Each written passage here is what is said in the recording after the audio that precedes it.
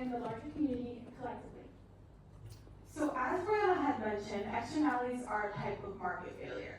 But what exactly are externalities? Externalities can describe when the cost or benefit of an activity to society is different than the cost or benefit to a business or individual. To go deeper into this concept, I will use the graph to the right. This graph is a simple price and quantity graph that contains a blue line, which is the demand line, and two red lines, which are the marginal social cost and the marginal private cost. On this graph, the marginal social cost is greater than the marginal private cost. This demonstrates a negative externality. An example of a negative externality in real life can be a factory which produces pollution, where the costs of materials or labor do not include the cost of society, like negative effects like respiratory issues. Another example of a market failure is public goods. Public goods are goods that are both non-excludable and non-riderless, meaning that they are accessible to everyone and multiple people can use them. These characteristics are important because they make it difficult for the free market to provide them efficiently. Another thing about public goods is that they must be provided by the government. This makes them different than a bunch of other different types of goods like private resources or club goods. Another important aspect of market failures is the role of the government. The government ultimately aims to correct market failures through directly supplying public goods, using regulations, taxes, and antitrust laws, which encourage fair competition and discourage monopolies. As teenagers and students growing up in New York City, infrastructure is part of our daily lives. Our mornings usually look like waiting for subways or buses in order to travel to and from school. However, that can be one of the biggest hassles in our day-to-day lives, especially with delays from roadworks or even transit construction. But for us to get a better understanding on how infrastructure can help us, we asked ourselves two questions. Why is infrastructure publicly provided to us, and who does it help? To answer our first question, infrastructure is publicly provided because it contributes to how we maneuver in our day-to-day lives, whether it's the places we learn or even how we transport ourselves around the city. And when we then ask ourselves who does it help, we realize infrastructure helps everyone, especially within our own communities. This chart shows the New York State total capital spending versus the total infrastructure spending. The blue bars represent total capital spending, while the yellow bars represent total infrastructure spending. Between the years 2014 to 2019, total capital spending steadily increased, reaching $30 billion in 2019. However, total infrastructure spending did not follow the same results and steady and fluctuated up and down throughout the years, with a $3 billion gap between 2018 to 2019. This suggests that even though public investment rose, fewer resources were contributed towards infrastructure such as roads, bridges, and even public transit. To learn more about where this funding comes from is a documentary about taxes.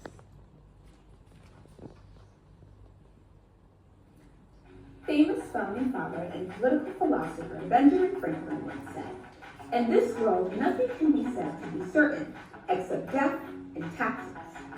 Now, Benjamin Franklin was, and still isn't, the only person who feels this way about taxes, or death. As American citizens, taxes are inescapable. But what exactly are they, and how do they function? According to the Tax Foundation, a tax is a mandatory payment or charge collected by local, state, and national governments from individuals or businesses to cover the costs of general government services, goods, and activities. Taxes are like a team fund that everyone chips into. People and businesses give money to the government, and that money helps pay for stuff we all use. So, who exactly pays for taxes? Everyone. Most U.S. citizens are required to pay taxes, unless you are a minor, over the age of 65, or a full-time student under the age of 20. The top 10% of income earners pay more than 60% of all federal taxes, and 72% of income taxes. An income tax is the money you pay to the government based on how much money you earn.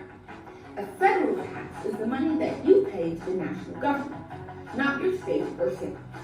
In the U.S., this goes to the federal government in Washington, D.C.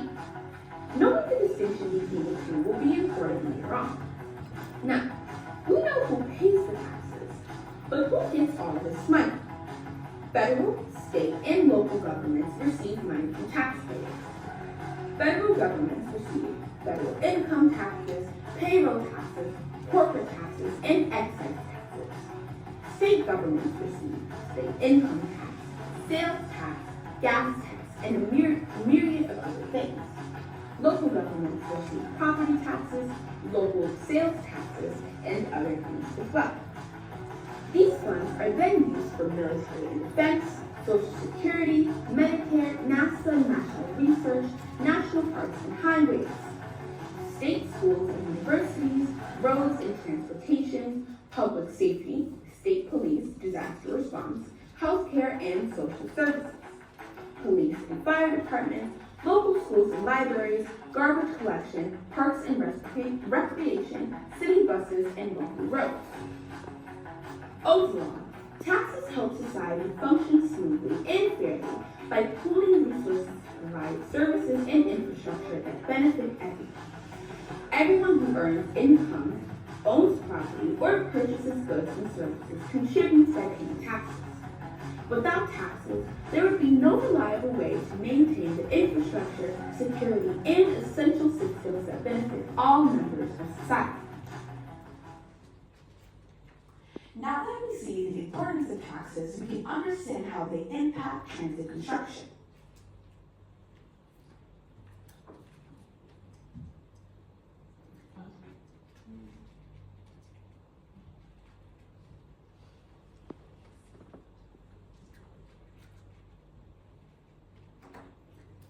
Famous founding father and political philosopher.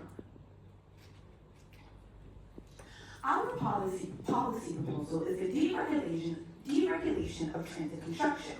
This refers to the removal or reduction of environmental as well as government regulations.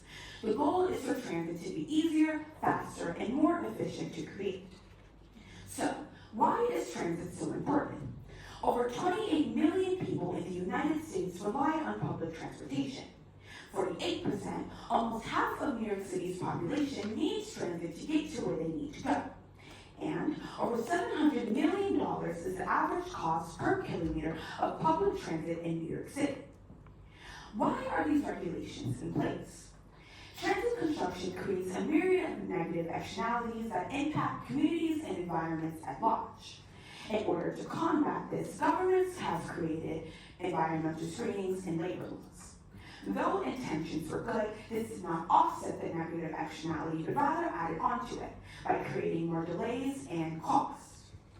So, we can see New York City's spending in comparison to the rest of the world. When looking at the East Side Access Project and London's Jubilee Line extension, the comparison in price is $8.08 billion. The excess funds used for this project could have been allocated to government programs that would have better impacted communities.